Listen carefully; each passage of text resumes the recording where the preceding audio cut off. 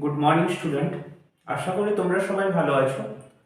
আজকে তোমাদের জন্য আমি নিয়ে এসেছি এভারেজের ফার্স্ট পার্ট যেটা করিয়েছিলাম। আজকে তোমাদের সেকেন্ড পার্টটা করাবো অ্যান্ড দেন আরেকদিন নেক্সট দিন তোমাদের থার্ড পার্টটা করাবো। তিনটে পার্টে টোটাল এভারেজটা কমপ্লিট করাবো। তো আগে তোমাদের যে চ্যাপ্টারটা হয়েছে সেটা সিম্পলিফিকেশনেও আমরা তিনটে পার্ট দিয়েছিলাম। তো আজকে আমরা এভারেজের সেকেন্ড পার্টটা শুরু করব। আর যদি সিম্পলিফিকেশনটা করে তোমরা উপকৃত হয়ে থাকো, অবশ্যই আমাদের গোল ইনস্টিটিউটের পক্ষ থেকে যে ইউটিউব ক্লাসগুলো দেওয়া হচ্ছে সেগুলো লাইক করবে এবং কমেন্ট করবে, যতদূর সম্ভব তোমাদের বন্ধুদের সাথে শেয়ার করবে। ঠিক আছে, শুরু করছি তাহলে আমাদের এভারেজের সেকেন্ড পার্ট, ফার্স্ট অঙ্ক। আজকে যে ফার্স্ট অঙ্কটা আছে সেটা তোমাদের আছে 9টি পরপর ধনাত্মক পূর্ণ সংখ্যার গড় 63।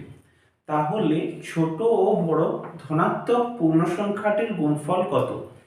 প্রথমত দেওয়া আছে দেখো 9টি যে ধনাত্মক পূর্ণ সংখ্যা, অর্থাৎ কি বলতো 9টি যে সংখ্যাটা হবে সেটা হবে পজিটিভ সাইন যুক্ত, অর্থাৎ প্লাস মাইনাস চিহ্নযুক্ত সংখ্যা নেওয়া যাবে না এবং সেগুলো পূর্ণ সংখ্যা হতে হবে। এমন 9টি সংখ্যার হচ্ছে গড় 63।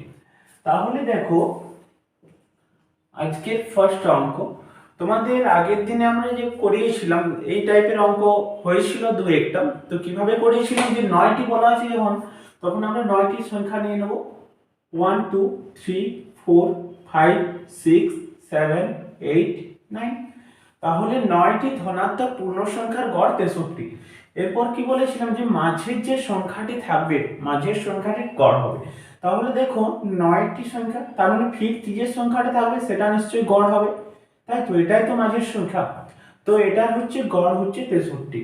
তোমাদের কোশ্চেনে যেটা চেয়েছে দেখো বলা আছে তাহলে ছোট ও বড় ধনাত্মক পূর্ণ সংখ্যাটির গুণফল কত।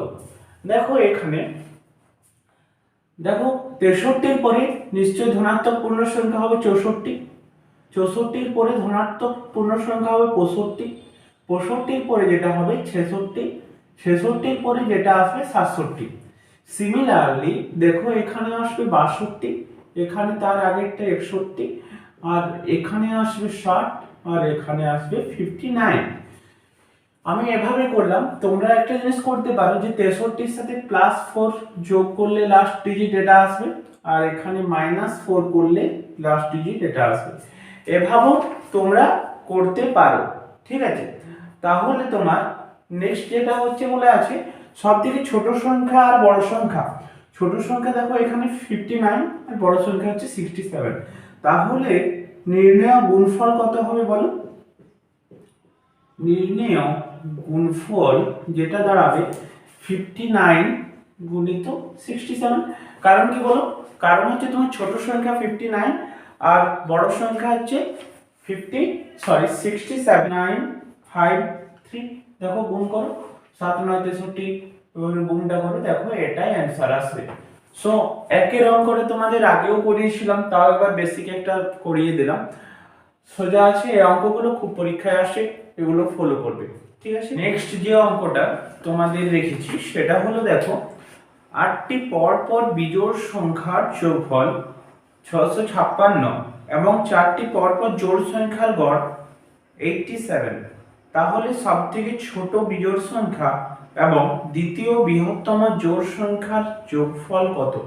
এখানে একটা জিনিস ভালোভাবে লক্ষ্য করো, দেখো দেওয়া আছে পরপর বিজোড় সংখ্যার যোগফল, তাও আবার 8টি দেওয়া আছে 656 এবং 8টি জোড় সংখ্যার হচ্ছে গড়ফল দেওয়া আছে 87। দেখো দুইটা লেখা আছে 8টি বিজোড় সংখ্যার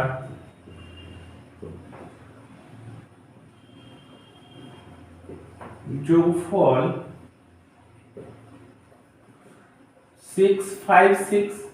এখানে বলো তো গড় তাহলে কত হবে? 8টি সংখ্যার গড় হবে 656/8। 8 8 64, 8 2 16 42। দেখো আমরা বলেছিলাম যে এরকম যদি থাকে তাহলে সাথে সাথে সেটা ডট দিয়ে প্রকাশ করবে। দেখো 3 4 5 6 7 8। মাঝের সংখ্যাটা বলেছিলাম গড়, তার মানে কি এদিকে 4টে এদিকে 4টি, তার মানে নিশ্চয়ই এই জায়গাটা হবে গড়, তাই তো? তাহলে এই জায়গাটা যদি গড় হয় সেটা হবে 82। দেখো বিজোড় সংখ্যা, যেহেতু বিজোড় সংখ্যা তাহলে এটা কি হবে বলতো 83, এটা হবে কত 85, এটা হবে কত 87, এটা হবে 89। সিমিলারলি দেখো এখানে হবে 81, এটা হবে 79, এটা হবে 77, এটা হবে 75। আবার দেওয়া আছে পরপর 8টি জোড় সংখ্যার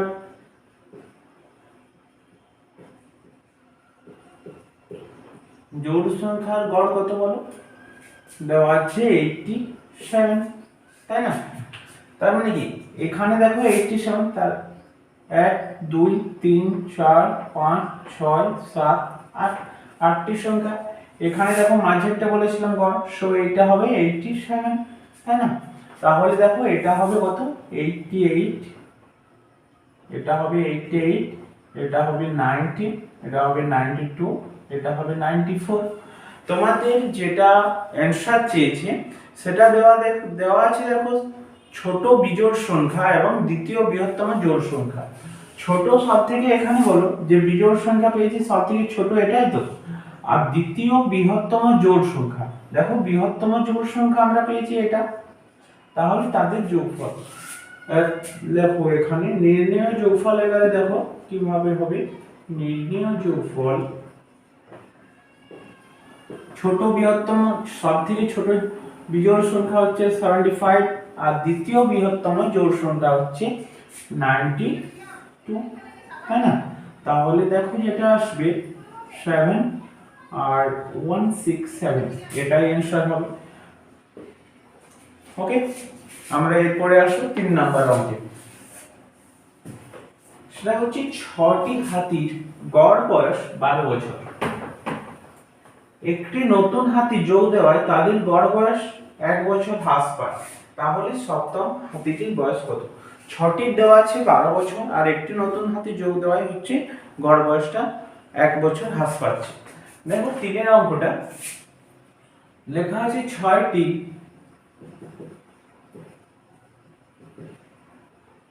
6টি হাতির গড় বয়স 12 বছর। এখান থেকে দেখো মোট বয়সটা পাবো তো, অর্থাৎ 6টি হাতির মোট বয়স কত হবে? 6টি হাতির মোট বয়স হবে 12 6 72 ইয়ার্স। এরপর কি হচ্ছে একটা নতুন হাতি যোগদান করছে, তার মানে কি আগে ছিল ছোট হাতি তার সাথে একটা যোগ দিল, মানে 7টি হাতি দেওয়া আছে, 7টি হাতির একটি হাতি নতুন যোগ দেওয়ায় তাদের গড় বয়সটা 1 বছর কমে যাচ্ছে। 1 বছর আগে ছিল দেখো 12 বছর, এখন 1 বছর কমছে, তার মানে 11 বছর হচ্ছে।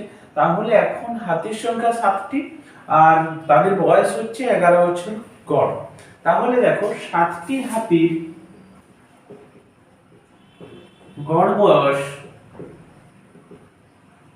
আগে ছিল 12, এখন 1 কমছে 11 বছর। তাহলে দেখো মোট কত বলো 7টি হাতির মোট বয়স কত? তোমার 11 বছর করে 7টি হাতির 11 7 77। এখন দেখো এই 77 বছর আর এখানে আগে ছিল এটা 72 বছর, এটা যদি আমরা বিয়োগ করি তাহলে নতুন হাতির বয়স পাবো। তাহলে দেখো নতুন হাতির বয়স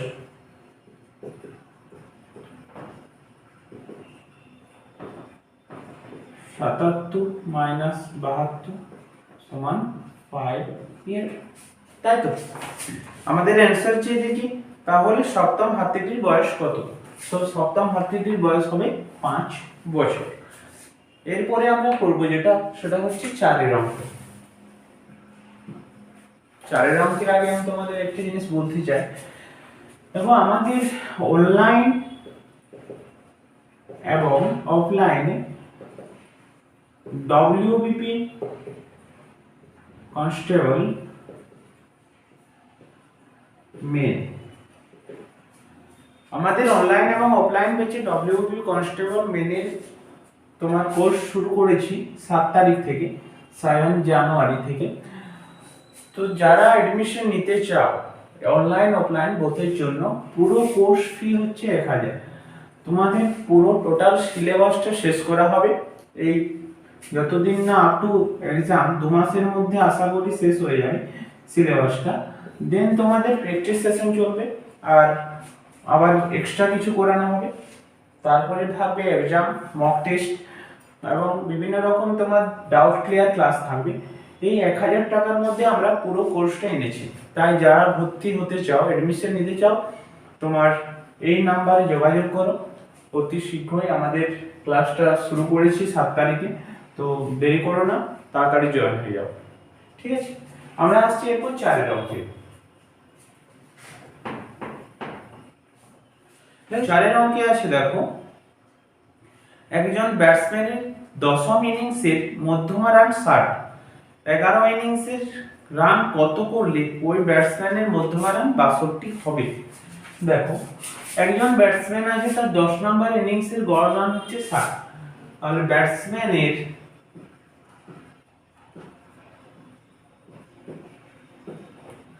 10th ইনিংসে গড় রান কত বললাম? গড় রান হচ্ছে 60। তাহলে দেখো মোট রান কত হবে এখানে? মোট রান কত পাবো বল? মোট রান হচ্ছে 60 গুণিত 10 মিন্স 600। এরপর বলেছে 11th ইনিংসে কত রান করলে তার মধ্যমা রান হচ্ছে তোমার 11 হবে, সরি 62 হবে। সো দেখো 11th ইনিংসে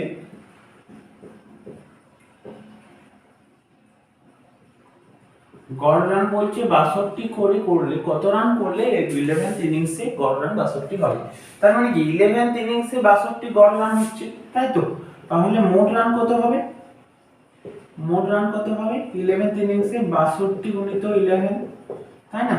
দেখো 62 আর তোমার হচ্ছে 8682, তাই না? তাহলে দেখো আমরা যদি এই রানটা থেকে এই রানটা যদি বিয়োগ করি, তাহলে 11th ইনিংসের যে রানটা সেটা পেয়ে যাব। তাহলে দেখো 11th ইনিংসের রান কত হবে বলো? 682 মাইনাস 600, তাই না? কত? 82। হ্যাঁ, অর্থাৎ 82 যদি 11th ইনিংসে রান করে তাহলে তোমার গড়টা 62 দাঁড়াবে। সরাসরি অঙ্ক আছে, তোমরা সবাই ট্রাই করবে অবশ্যই, আরো এক্সারসাইজ দেওয়া হবে, অবশ্যই পারবে। আমরা এরপরে চলে আসবো 5th-এ, 5 নাম্বার অঙ্কে। দেখো 5 নাম্বার অঙ্কে কি আছে?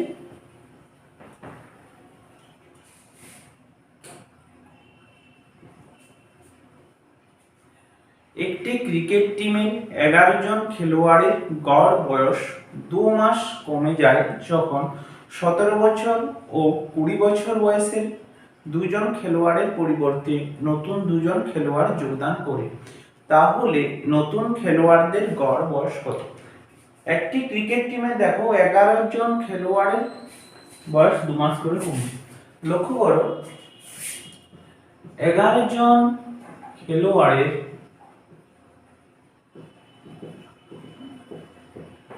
বয়স 2 মাস করে কমলে মোট বয়স কত কমছে?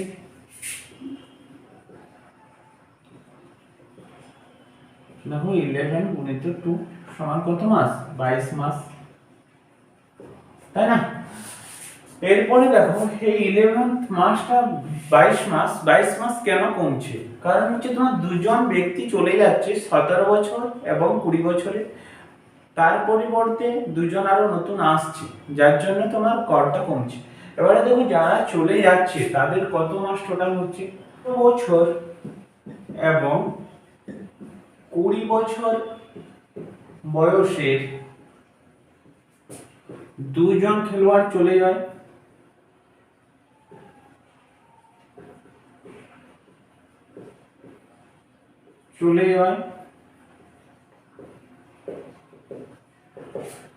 নতুন 2 জন যোগ দিচ্ছে,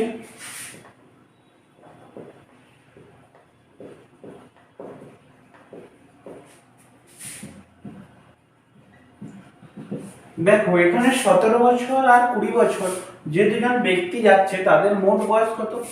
তো ওই দুজন ব্যক্তির মোট বয়স,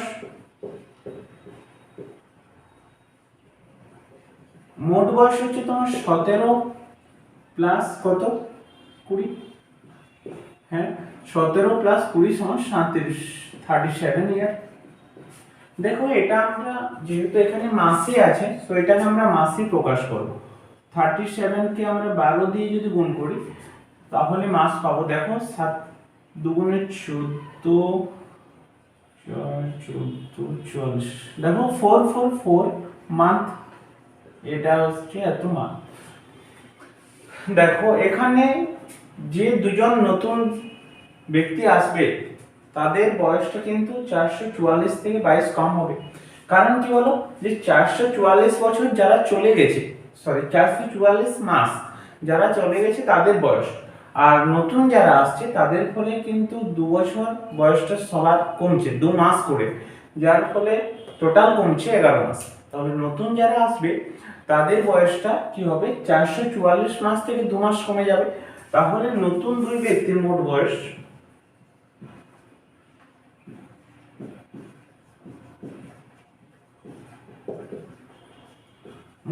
কত, 444 মাইনাস 22 সমান কত, 422।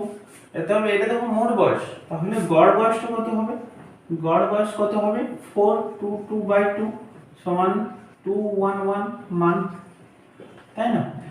এই দুজন ব্যক্তির মোট গড় বয়স দাঁড়ালো 211 মাস। এটাকে আমরা বছরে পরিণত করব। সো এত মাস সমান, দেখো বছর যদি করি সেটাকে 12 দিয়ে ভাগ করব, 211 ডিভাইডেড বাই 12, ঠিক আছে? তাহলে দেখো সেটা বছর হবে, আসবে তোমার 17 ইয়ার আর তোমার 7 মান্থ। সো এটা খুব ইম্পর্টেন্ট অঙ্ক। এই অঙ্কটা বিভিন্ন রকম পরীক্ষায় আসে, ডব্লিউবি বলো বা ক্লারিক্যাল লেভেল গুলো বলো, ডব্লিউবি এমটিএস, বিভিন্ন রকম পরীক্ষায় এই অঙ্কগুলো আসে। এই অঙ্কটা খুবই ইম্পর্টেন্ট। সো বন্ধুরা আজকে আমাকে এখানে শেষ করতে হচ্ছে। আজকে আমরা 5টা অঙ্ক রাখছি, কারণ হচ্ছে আমার মেমোরি ফুল হয়ে গেছে, ভিডিও আর শুট করে যাচ্ছে না, ওগুলো পুরো ডিলিট করতে হবে। এর আগের দিন তোমার 3 তারিখে অফলাইন ব্যাচের পিকনিক ছিল, সো সেখানে প্রচুর ফটোশ্যুট ভিডিও শ্যুট হয়েছে। সো পুরো আমার মেমোরি ফুল হয়ে গেছে, আর শ্যুট করতে পারছি না, সেই জন্য খুবই দুঃখিত। আজকে 5টা রাখছি, পরের দিন আরো বেশি করে করিয়ে দেবো। আজকের ক্লাস যদি তোমাদের ভালো লেগে থাকে অবশ্যই লাইক করবে, শেয়ার করবে এবং সাবস্ক্রাইব করবে। Thank you.